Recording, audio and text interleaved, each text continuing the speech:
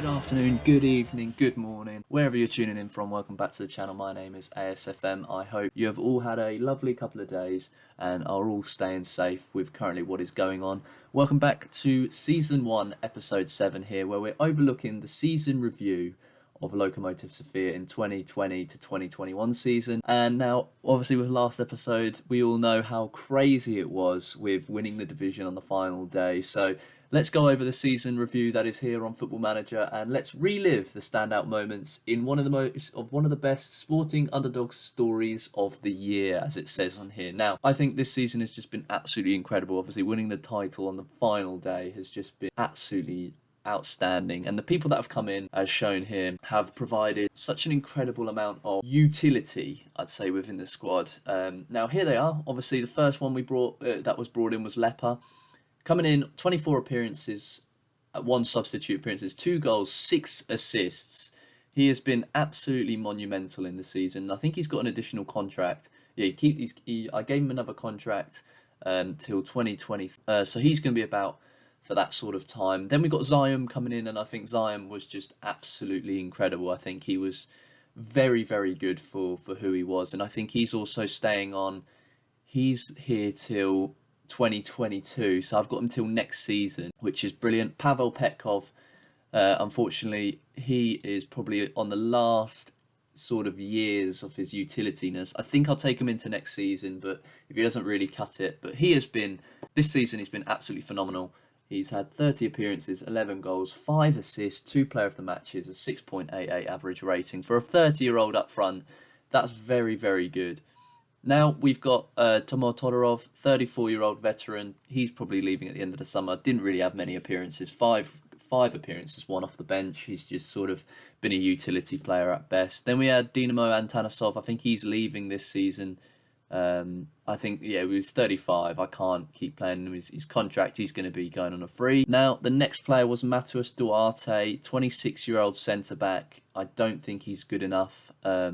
He's had eight appearances. I think he's going to be going at the end of the season. Manuel Ivanov, he's come in as the 21-year-old striker to replace potentially moving forward and to try and get a bit of game time. I gave him a few games at the end of the season. He's okay. He's just going to be developing in the squad. I think I'm going to send him out on loan next season, so we probably won't be seeing from him until the next season after. Now, they were the new arrivals. They've been very good. I think Leper and Zion have been, and Petkov, these 3 have been absolutely fantastic. The rest have just sort of been utility players. Now, the season results. So, the season was unlikely yet jubilant success for Lokomotiv Sofia. I'm not even going to attempt to even say that. Who picked up momentum around October to propel themselves into first place, providing them with a platform to go on and win the competition. I think this season was very strange, as there was times where we just were not sort of good enough, and I didn't really think we were going to go and win the title, but then other results just around were just going crazy. Litex and Pirin just weren't capitalizing on me losing, and then we'd have a really good winning streak, and the game sort of fell into place. And obviously with the last sort of episode, and with how crazy it was in the last 4 games, I think that really sort of summed up what this sort of league was. It was just a sort of mixture of clubs that didn't really pick up form in any time, so being. So we finished up obviously winning the division. Average home attendance was 448 people, 2% of what the attendance is, of what the actual overall stadium capacity is. I think stadium capacity is about 2,000. Competition top goal scorer. Now, going on to Stetoslav Dikov, unfortunately joining Botev Plovid on next season. He's been absolutely incredible this season. He has to go down as probably, a real sort of club icon, or sort of, favoured personnel for the club. 25 appearances, 15 goals, 3 assists, 4 player of the matches, and a 7.39 average rating. And before that season, 12 appearances, 9 goals coming in on a free. So overall, I think his overall was 37 appearances has 24 goals, and he's been absolutely brilliant. And it's a shame to see him moving on, but hopefully I can replace him with someone who's a little bit younger, also coming, because he's sort of in his prime years, and probably only got a few seasons left. So he was fantastic for us, but unfortunately he's going to be going. But we remember him as the competition's top goal scorer for 2020 season with 15 goals. And the board's obviously delighted that we won the division. Biggest win of the season was that 7-1 on video that I captured against Sozopol. That was a fantastic game. It was just goals galore. Match to remember was against Pirin when we beat them 3-1. And then goal of the season came from Vlad. Top quality strike from Vlad. 21 yards out. That was the final game. That was our last game. So that was absolutely incredible, I think. And yeah, real memory to go on to in the end. Now, what are the finances? So the club's reputation has not changed. Overall sponsorship deals have not changed. Annual sponsorship has gone from, I think it's gone up. So we're at 244,000. Broadcasting revenues at 32.6 thousand. Corporate and hospitality 2k basically. Prize money we got nothing. Match day commercial and retail was 10 grand. Total merchandise sales are up of 8 grand. Sold jerseys were Dikov, Steph, Alexandrov, Stanchev and Milev.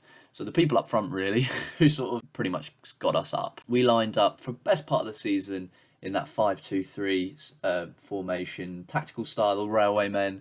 Lokomotiv Sofia's best 11 was Vasil, of course, one of the great goalkeepers of that division. Zion was in there, Martin, Kusev, Pedro, Lepa, Steph, Vlad, Stetoslav Dikov up front, Danislav Stanchev, and Pavel Petkov. These guys were just absolutely phenomenal. Lepa with a 7.5, Steph with also a 7.18. But let's not remember that we've also changed this formation and it is now a 4-3-3 narrow. But this formation was brilliant. I just feel we just didn't have the players to sort of, really sort of make it work. And there were games where we were just losing. The accolades. So as a head coach, your hard work and effort paid off on the pitch, and such a feat did not go unrewarded at our end of awards ceremony. So the club awards: fans player of the season, Stetoslav Dikov, of course, the 29-year-old, 16 goals of the season. Young player of the season was Steph. Signing of the season was Lepa, and goal of the season was Vlad. So record breakers, obviously 16 goals of the season for Stetoslav Dikov. He also got most goals in a game, Pavel Petkov with 4. I remember that game. That was the 7-1 game. And most shutouts by a player in a season was Vasil. Steph with the most man of the match awards, and worst discipline was Vlad. 6 yellow cards and 1 red card. Fastest goal of the season, Svetoslav Dikov, and youngest goal scorer was Denislav Stanchev. Now, he has been absolutely phenomenal. I think I've also given him another contract. Yep, he's here till next season. Yep, Denislav Stanchev, he's here till next season. I've gave him a new contract. He was fantastic. I think his history, 28 appearances, 11 goals, 3 assists, 2 player in the matches, a 6.94. For a 21-year-old, I think that's very, very good. And there we are. Competition awards, no one got anything, but we won silverware in the end of the day, and that's all that matters. Oldest goal scorer was Leopard, 32 years old. And your hard work and efforts paid off on the pitch, and the feat did not go unrewarded. Bulgarian second league, won the second league title, and the overall look was once again Lokomotiv Sofia got rolling midway through the season. It looked hard to stop them going on to success. That was what the media had predicted. Now finishing up, there we are, and that was our overall sort of season review. Analyst review, he had said that we had performed above statistical and average. Defensive efficiency, busy and impenetrable, good, that's great. Going forward, Lokomotiv aggressive and clinical. That is fantastic going forward into the second season. Now, what is the club's aims for next season? They want us to sign players under the age of 23 for the first team, play defensively solid football, play possession soccer, make the most of set pieces, and play at a high pressing tempo soccer. I'm going to negotiate these because some of these are a bit crazy. I don't really need that one. I don't really like playing possession style football because it was more just a counter-attack of style football, and they want us to this season. They want us to fight bravely against relegation, and I think we should be able to do that. I think we should. I'd like to potentially next season aim for sort of mid-table.